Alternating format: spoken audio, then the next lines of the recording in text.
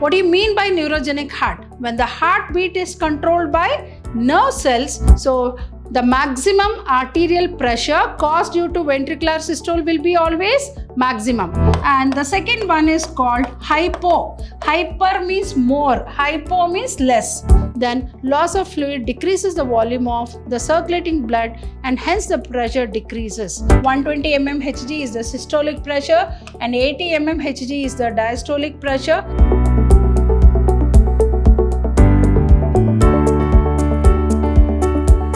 Hello everyone, welcome back to session 10 of this chapter called Body Fluids and Circulation.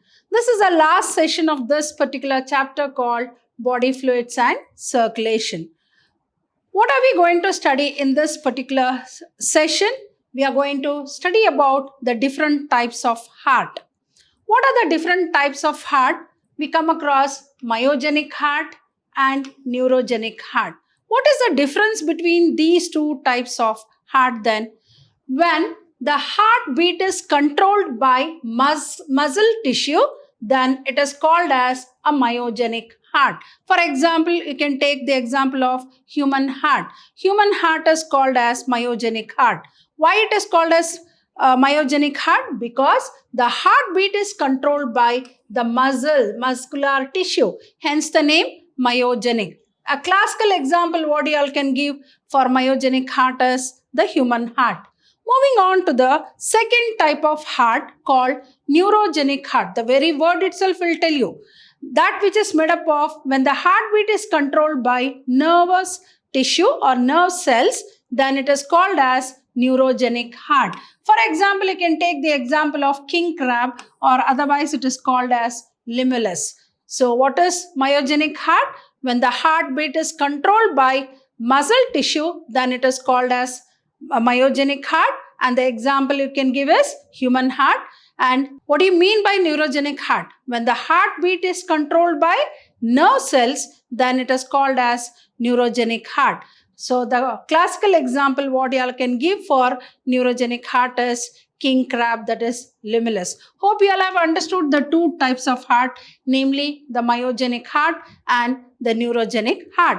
Moving on to the next very important concept called blood pressure. This is a term which we use in our daily life. You might have come across like this is a common term where we use that your BP is very high. So what exactly is blood pressure? So the pressure exerted by the blood on the walls of the arteries is called as blood pressure. So what is blood pressure? The force with which the blood pushes against the wall of the blood vessel is called blood pressure. Or you can also define blood pressure like this. The pressure exerted by the blood on the wall of the blood vessels is called blood pressure. So what is blood pressure? You can define either of the way, that is the force with which the blood pushes against the wall of blood vessel is called blood pressure, or the pressure exerted by the blood on the wall of the blood vessel is called blood pressure. So what are the types of heart? Myogenic heart, when the heartbeat is controlled by muscle tissue, it is called myogenic heart. Example, human heart. Neurogenic heart, when the heartbeat is controlled by nerve cell is called neurogenic heart. Classical example you can give as king crab, or you can also call it as limulus. And moving on to the next very important concept is blood pressure. I think all of you can see in this beautiful diagram the instrument that is used to measure the blood pressure. So what exactly is blood pressure? The force with which the blood pushes against the wall of the blood vessel is called blood pressure, or the pressure exerted by the blood on the wall of the blood vessel is called blood pressure. Now, the blood pressure of a person is measured by an instrument called sphygmomanometer. So what is the instrument? That is quite commonly used to measure the blood pressure. Like if you go to a hospital or when a doctor, when you go for a routine checkup for elders, usually they do the first test that is called the blood pressure test with an instrument called sphygmomanometer devised by a scientist by name Stephen Hales. So the blood pressure of a person is measured by using an instrument called sphygmomanometer devised by Stephen Hales. But now the science and technology has improved to such an extent that we have a variety of instruments to measure blood pressure. The one which you can see in this diagram is the digital one. The digital instrument which can record the blood pressure. The old one like we have where when the pressure is exerted, the mercury level rises up and down. So that type of instrument is called as sphygmomanometer, and the one which you are seeing in this particular diagram is the digital instrument that is used to measure the blood pressure. So what exactly is, how do we measure the blood pressure then?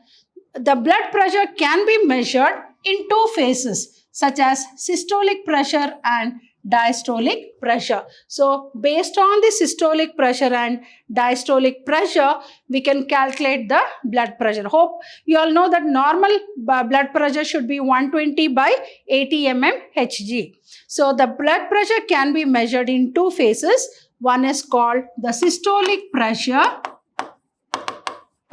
That is a contraction and relaxation of the heart. So when the blood is flowing in the arteries, contraction and relaxation is responsible for the cause of blood pressure. So systolic pressure and diastolic pressure. So the blood pressure can be measured in two phases, such as systolic pressure and diastolic pressure. So the maximum arterial pressure caused due to ventricular systole. So when the ventricles contract, as we all know that once the auricles are full, they contract and the blood flows from the auricles to the ventricles. At the same time, when the ventricles are full, they contract and the blood from the right side of the heart goes to the pulmonary artery, from the pulmonary artery to the lungs for purification. Whereas in the left side, the left ventricle pumps, contracts and the blood flows into the main blood supplier, that is aorta. So the maximum arterial pressure caused due to ventricular systole is the systolic pressure, and it is always maximum. So the maximum arterial pressure caused due to ventricular systole will be always maximum. So the minimum arterial pressure caused due to ventricular diastole is called diastolic pressure. So that is the reason why when we calculate the normal blood pressure, we call it as 120 by 80 mmHg. So what is 120? 120 is nothing but the systolic pressure, which is maximum, whereas the minimum pressure, that is the diastolic pressure, is 80. So 120 by 80 means systolic pressure by diastolic pressure. As we know, systolic pressure is maximum when compared to diastolic pressure. So if the blood pressure varies, I think it varies due to many reasons. It may be due to stress, strain, or maybe if a person is suffering from diseases. So in that case, there might be some variations in the blood pressure. So, but for a normal person, it should be 120 by 80. And even as we age also, the blood pressure will not be the same. Even in a normal adult, like even in a normal aged person, we cannot expect the normal blood pressure to be 120 by 80. As we age on, even the blood pressure also varies. But in youngsters, it should be 120 by 80. If it is above that, it means there is some abnormality in the functioning of the heart. And particularly, as we know that the heart will be affected if the blood pressure varies. So the blood pressure of a person is measured by using an instrument called sphygmomanometer, devised by a scientist by name Stephen Hales. As I said, even nowadays we have the digital instruments also to measure the blood pressure. And this can also be done at home only. Like for example, there's no necessity that you need to go to a doctor for a blood pressure test. So we have this facility like digital ones which we can handle by ourselves and measure the blood pressure. So the blood pressure can be measured in two phases, such as systolic pressure and diastolic pressure. As we know, the maximum arterial pressure is the systolic pressure, whereas the minimum arterial pressure is the diastolic pressure. And the normal blood pressure in a human being is 120 by 80 mmHg. Hg. Hg means mercury, and BP is equal to systolic pressure by diastolic pressure, that is equal to 120 by 80 mm Hg. Moving on, as we know, we have two types of blood pressure. One is called hypertension or hypertension, or in normal words we use the word called high BP. And the second one is called hypo. Hyper means more, hypo means less. Hypotension, or in normal words we use the word called low BP. So these are the words which we use commonly in daily life, called high BP and low BP. But the term what we are supposed to use is hypertension for high BP and hypotension for low BP. Now let us understand, as I said, the normal blood pressure should be 120 by 80. If it is more than 120 by 80, then it is called hypertension or high BP. If it is less than 120 by 80 mmHg, then we use the word called hypotension or low BP. Now let us understand these two terms called hypertension and hypotension. What is hypertension or high BP? When the BP of a person is more than that of normal is called hypertension. As I said, what is the normal blood pressure? 120 by 80. If it is more, for example, if it is 180 by 100, then it is called as hypertension. So the systolic pressure as well as the diastolic pressure is very high, then obviously it is called as hypertension. What might be the causes for hypertension? There are many reasons for hypertension. So it is due to increase in cardiac output. So the increase in cardiac output may be due to stress, or maybe due to fear, or maybe due to many reasons, where the cardiac output, that is the pumping of blood from the heart, will be very high, and that will lead to the constriction in the arteries. What do you mean by constriction? So narrowing of the arteries. So obviously when the arteries are narrowed, so the pressure when the blood flows in the arteries, the pressure is more and it exerts more pressure on the walls of the arteries, leading to hypertension, or what we otherwise use the word called high BP. So that is also one reason. Then excessive intake of sodium, salt. I think usually you might have come across when we have food, we are asked not to take more of salt, because salt is also one reason which might rise the hypertension, or it might also affect the blood pressure. Then occurrence of obesity. Even obese people also will have hypertension. That is the reason why we need to maintain a normal body weight, because even that is also one, we can call it as one of the main reason also for the hypertension or high BP. So what is hypertension? That is when the BP of a person is more than that of normal, it is called hypertension. What are the causes for hypertension? It is due to increase in cardiac output. So when there is an increase in cardiac output or pumping of blood from the heart, which in turn is going to constrict the arteries, thereby raising the pressure of the blood. And what the other reason also might be due to excessive intake of sodium, that is salt, normal what we call it as salt, then table salt, and occurrence of even obesity also are some of the reasons for the hypertension or high BP. Then what will be the effects? I think usually after effects of this hypertension is very much risk. You can call it as risky. So hypertension causes considerable harm to the heart. Definitely it is going to affect the heart and even the brain and also the kidneys. So imagine how important blood pressure is for our body. So we need to maintain our blood pressure in a normal condition, and we need to take care of certain things like maybe even the food habits, and also like we should be should not get tensed, or we should keep our mind calm. So all these are the very important factors which are responsible for maintenance of a good blood pressure. Then, so as I said, the effects of hypertension will cause considerable harm to the heart, then brain and the kidneys. For example, like if there is a continuous hypertension, like if it is not reduced immediately, that is the continued hypertension may produce a cerebrovascular accident, that is called CVA or stroke. This is a very common term which we come across, or what we call it as paralytic stroke. So this is a very common disease which we come across in people, particularly when there is a sudden high rise of blood pressure. So beyond limit, if it goes, then definitely it is going to lead to what we call it as cerebrovascular accident, or short form is CVA, or stroke. And it is also going to enhance the development of atherosclerosis. What is arteriosclerosis and atherosclerosis? Atherosclerosis is hardening of the arteries due to deposition of calcium.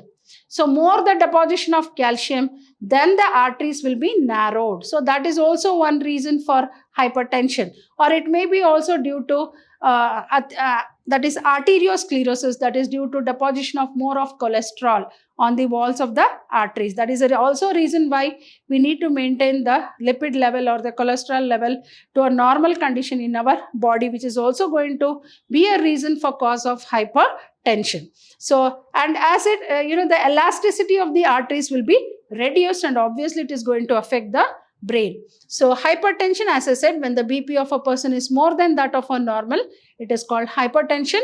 Causes, it is due to increase in cardiac output, constriction in the arteries, that is arteriosclerosis, then excessive intake of sodium, and even due to obesity. So what will be the effects of hypertension? Hypertension causes considerable harm to the heart, brain, and kidneys. And if this hypertension is not checked in a proper manner, then the continued hypertension may lead to a very serious problem called stroke or paralytic stroke, or in other words, we use the word called cerebrovascular accident. So all these are the after effects of having more of hypertension. Here in the you can see in this beautiful picture how the blood pressure rises beyond normal, that is 120/80.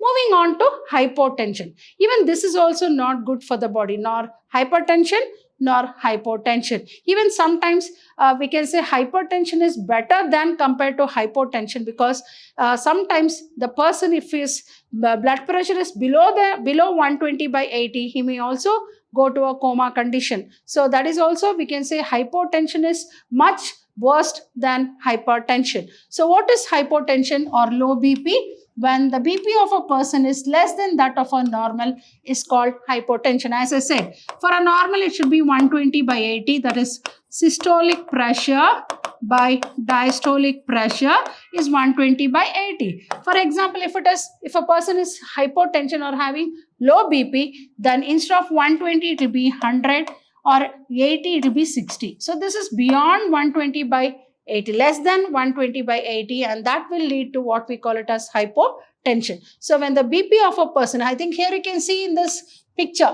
so 84/57, this is a digital instrument which is used to measure the blood pressure. Here you can see the systolic pressure is 84 and the diastolic pressure is 57. So it is almost very less than the normal blood pressure, then we call it as low BP.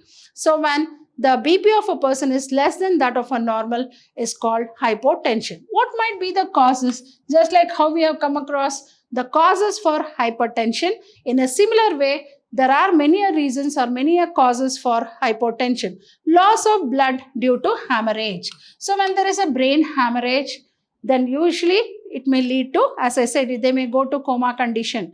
And loss of water in large quantities in the extracellular fluids from body through sweating, burn, vomiting, then through diarrhea. All these are the reasons of, for even as I said, dehydration of the body. Loss of water from the body may also be a reason for the cause of hypotension. Then loss of fluid decreases the volume of circulating blood and hence the pressure decreases. So as I said, the loss of water from the body may be due to sweating or vomiting or diarrhea. Continuous dysentery also will lead to dehydration. So loss of fluid decreases the volume of the circulating blood and hence the pressure decreases and may lead to hypotension or low BP. Then hypotension is also due to strong emotion and severe allergic response. See, there are many reasons or causes for the hypotension. So what are the causes?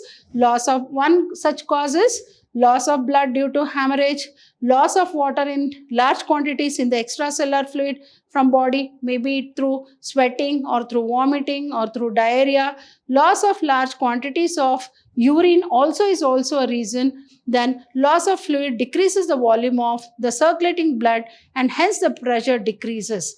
Hypotension is also due to strong emotion and a severe allergic response. So what will be the effects of hypotension? Just like how we have come across the effects of hypertension, what might be the effects of hypotension? Even as I said, the effects of hypotension is also very severe. So the severe effects of hypotension are reduced blood flow to the brain, kidneys, as I said, particularly to the brain cells, and that may lead to what we call it as coma. Then kidneys and even cardiac muscles, intestine, etc. The blood flow into the skin decreases and hence the skin becomes cold and pale. Usually what I come across, people when they go for low BP, the whole body gets cold. And this is the reason the blood flow into the skin decreases and hence the skin becomes cold and pale. What might be for every disease, for every discomfort, there is a treatment. Here, what might be the treatment for hypotension? It is controlled by avoiding above casual factors. Like for example, like we should have a very, like we can, at that time, we can also have more of sodium also. This is also one reason where you can get back to a normal pressure, blood pressure. So effects, the severe effects of hypotension are reduced blood flow to the brain, kidneys, cardiac muscles, cardiac muscles. Why? Because the whole of the heart is covered by 3 layers, pericardium, myocardium and endocardium and cardiac muscles, which regulate the contraction and relaxation of the heart. So the blood flow into the skin decreases and hence the skin becomes cold and pale. So when you avoid all these conditions, definitely we can have a normal blood pressure. Hope you have understood what is hypertension and hypotension. These two are very important concepts to understand, not just from examination point of view, but the knowledge about these two very important concepts is definitely going to help the human mankind.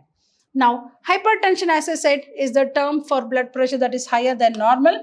120 mmHg is the systolic pressure and 80 mmHg is the diastolic pressure, and sustained blood pressure of 140/90 or higher is said to be hypertension. As I said, if it is more than 120/80, obviously we use the word called hypertension or high BP, and blood pressure is measured by an instrument called sphygmomanometer. But as I said, now the science and technology has improved to such a greater extent that we have a number of instruments, particularly for measuring the blood pressure. Means it is quite handy, and also it can be used by a person, but it's not necessary to go to a hospital. So high blood pressure leads to heart disease and also affects vital organs like brain and kidney. So that is all about the hypertension and hypotension. Now, what are the diseases that are related to heart? As we, right from the beginning of this very important chapter, we have been studying that how important this blood circulatory system is for a human body. As we know that it is the one very important physiological process which is responsible for carrying the nutrients to each and every part of the body, and at the same time collecting the gaseous waste, namely the carbon dioxide, and elimination through lungs. Also, that is the reason why we say that this blood circulatory system is a very, very important system. And as we know, human blood circulation is a double circulation where both the processes, that is the deoxygenated blood being taken to the lungs for purification, and at the same time the purified blood from the lungs are carried to the heart. From there on, it is supplied through aorta. See, both these processes are happening at the same time. Such a wonderful principal organ is the heart. So at the same time, when the heart is not functioning properly, or it will also lead to some disorders. As I said, the flow of blood should always be unidirectional. That is, the blood has to flow always from auricles to ventricles, not backflow from ventricles to auricles. If at all there is a backflow, then again it is a disorder of a heart called regurgitation. I think you might have also come across a word called hole in the heart. So as we know that the right side of the heart the blood from the right side of the heart does not mix with the left side of the heart because there is a partition called interauriculoventricular septum. And this septum or partition separates the right side of the heart from the left side, and there is no mixing of deoxygenated blood with oxygenated blood. But sometimes there is a hole in the heart, and usually this hole in the heart is a congenital disease. That is a disease that is right from the birth. So in that case, it can be rectified through surgery, and there will be no mixing of the oxygenated blood with the deoxygenated blood. Now let us understand some of the heart disorders. Heart disorders. So one such heart disorder is called CAD. How do we expand this word called CAD? Coronary artery disease. I think all of us know there is one main supplier of blood to the heart itself, and that is called the coronary artery. So often, and this coronary, if the coronary artery gets hardened due to deposition of more of cholesterol, then it leads to a disease called coronary artery disease. So often referred to as atherosclerosis, affects the blood supply to the heart muscle. So obviously when it is hardened, so the cardiac, what do we call it as the coronary artery which supplies the main blood to the heart, if it gets hardened due to the deposition of more of cholesterol, then definitely it is going to affect the heart muscles which are responsible for the contraction and relaxation of the heart, which is responsible for heartbeat. As we all know, heart beats 72 times per minute. So that heartbeat will be lessened, and it is caused by deposition of calcium, also fat, cholesterol and fibrous tissue, which makes the lumen of coronary artery narrow. What do you mean by lumen? The empty space. More wider the artery, more will be the easy will be the flow of blood. So if the artery gets narrowed, and the narrowing of the artery is due to deposition of either calcium or fat or cholesterol, is going to reduce the lumen. Lumen means the empty space of the artery will be reduced, thereby even the flow of blood will be reduced. So this is also one very serious disorder of the heart which should not be taken too lightly, because it may also lead to heart failure also. So here you can see the coronary artery disease. So healthy artery will be like this. See, here we can see in this picture initial deposition of fats. So here you can see how the fat particles will start depositing in the lumen of the blood vessel, narrowing the lumen of the blood vessels, affecting or leading to what we call it as coronary artery disease. So coronary artery disease, often referred to as atherosclerosis, affects the blood supply to the heart muscles, and it is caused by due to what? Due to deposition of calcium. It may be due to a deposition of more of calcium or fat, that is the cholesterol, and even fibrous tissue, which makes the lumen of the coronary artery narrower. Then moving on to the next very important disorder called angina. It is also known as angina pectoris. What are the causes of angina pectoris? So the common word for angina is chest pain. Any discomfort in the chest, immediately the person has to go to a doctor and have a thorough checkup. So this should not be taken too lightly, because chest pain may lead to a heart attack. So it is also known as angina pectoris, causes acute chest pain due to inadequate oxygen supply to the heart. So this is mainly due to what? Due to inadequate or insufficient supply of oxygen to the heart. And it occurs due to the blockage of coronary artery. So I think you might have come across a very common treatment which is given for this called angioplasty. So that is suppose sometimes the coronary artery gets blocked due to plaques, or it may be due to deposition of fat or cholesterol, so the flow of the blood will be reduced. So in that case, it leads to what we call it as angina. So it occurs due to blockage of coronary artery. In men, it may also happen in men and women. It is not like only in men or women, it is common, but it may occur both in men and women of any age, but it is common among the middle-aged group people. So what is angina? It is also known as angina pectoris, causes acute chest pain due to inadequate oxygen supply to the heart, and it occurs due to blockage of the coronary artery. Then it may also happen both in men and women at any age, but it is common among the middle-aged group. So here you can see angina. Angina is the chest pain, discomfort or tightness that occurs when an area of the muscle does not receive enough or sufficient blood oxygen. So possible areas of chest pain. Here you can see the blocked artery. So once the coronary artery blocks, so when the artery blocks, so the supply of blood will not be continuous. So obviously it may lead to angina, angina pectoris. Then heart failure. See, here you can see the heart. This is a very common disease of heart, we can say, and which is of high rise nowadays in human beings. So what might be the reason for this heart failure? Heart fails to pump the blood to meet the needs of the body. So when completely the heart fails in pumping the blood, then it is called as heart failure. So what is heart failure? When completely heart fails to pump the blood to meet the needs of the body. As you know, the supply of blood to each and every part of the body is so very important. So when the heart fails to pump the blood to meet the demands of the body, then it may lead to what we call it as heart failure.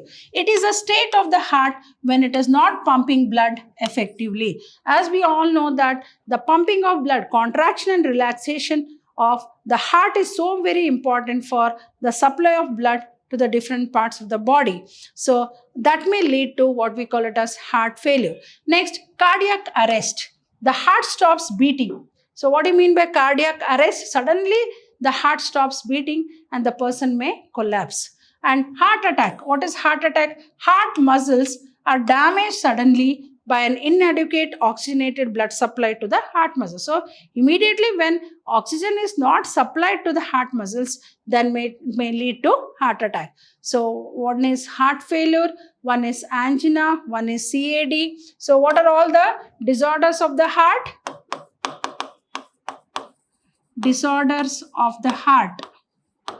So one is CAD, coronary artery disease, then angina, then third one is heart failure, then fourth one is cardiac attack, heart attack, then the heart attack. Cardiac attack or heart attack. So the heart stops suddenly beating is called as cardiac arrest. Heart attack, heart muscles are damaged suddenly by inadequate oxygen blood supply to the heart muscles. So this is all about the body fluids and circulation. Such a very important physiological process is body, that is blood circulation. So this chapter is not only important from examination point of view, but the knowledge what we gain from the concepts of in this chapter is definitely going to help mankind. So I'll be back in the coming session with yet another interesting chapter. Till then, goodbye and thank you.